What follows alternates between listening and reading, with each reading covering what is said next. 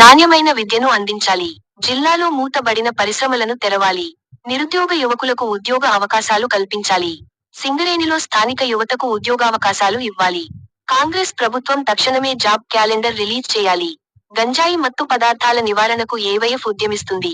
ప్రభుత్వ ఆస్పత్రిలో మెరుగైన వైద్య సౌకర్యాలు కల్పించాలి. ఏవైఎఫ్ నూతన జిల్లా కార్యదర్శి ఫహీం డిమాండ్. రాష్ట్ర కమిటీ సూచనలతో ప్రధానంగా యువకులు, నిరుద్యోగులకు జరుగుతున్న అన్యాయాలపై పోరాటం, ఉద్యమ కార్యాచరణ.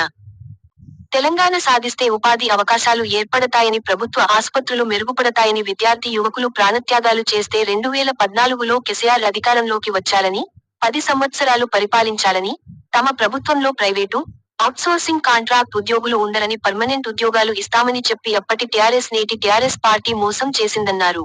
2023లో అధికారంలోకి వచ్చిన కాంగ్రెస్ ప్రభుత్వం ఇచ్చిన హామీని విస్మరించిందన్నారు.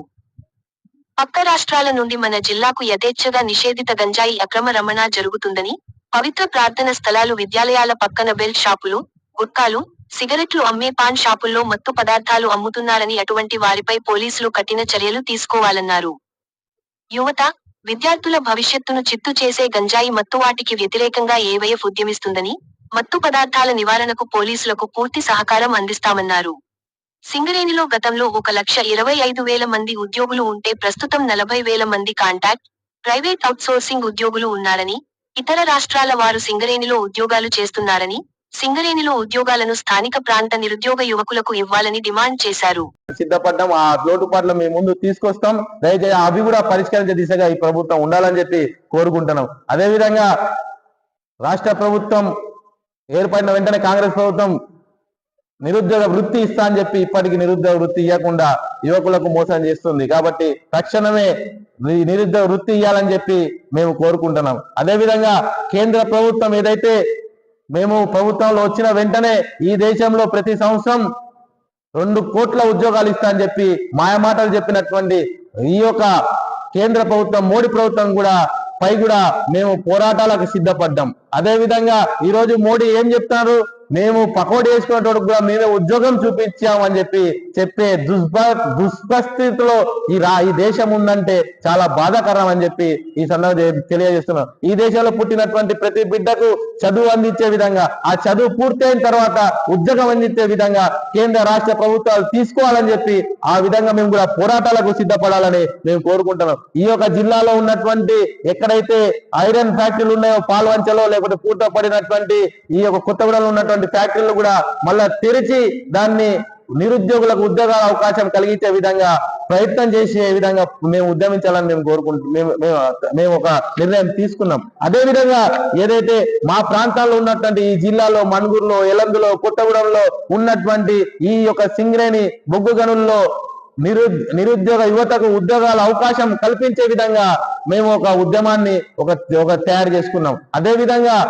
ఏదైతే పక్క రాష్ట్రాల నుంచి తీసుకొచ్చినటువంటి వాళ్ళని ఈ సింగరేణిలో ఉద్యోగాల్లో పెట్టుకొని ఈ ప్రాంతాల్లో ఉన్నటువంటి లోకల్ ప్రాంతాల్లో ఉన్నటువంటి నిరుద్యోగులకు అన్యాయం చేస్తుంది. కాబట్టి అట్లా కాకుండా ఏదైతే లోకల్ ఉన్నటువంటి ప్రాంత వాసులకే నిరుద్యోగులకు ఉద్యోగ అవకాశాలు కల్పించే దిశగా ఈ ప్రభుత్వాలు పనిచేయాలని చెప్పి మేము కోరుకుంటున్నాం. ఈ రేపటి రోజు భవిష్యత్తులో ఏదైతే మత్తు బానిసగా తీర్చిదిద్దే విధంగా ఏదైతే మత్తు పదార్థాలు పక్క రాష్ట్రాల నుంచి ఇక్కడ వస్తున్నాయో అవి రానియకుండా ప్రభుత్వాలకు కూడా మేము అండగా ఏదైతే మావకుంటూ సాకారంగా ఎక్కడి నుంచి వస్తున్నాయో, ఎవరు అమ్ముతారో తెలుసుకొని దాన్ని పోలీసు వారికి పట్టించైనా సరే వాళ్ళ కఠినంగా శిక్షించే విధంగా మా ఒక సంఘం పనిచేస్తుందని ఈ సందర్భంగా తెలియజేస్తున్నాము. అదే విధంగా ఏదైతే మేము ఈ జిల్లా పోలీసు వారికి కూడా రిక్వెస్ట్ చేసుకుంటున్నాం.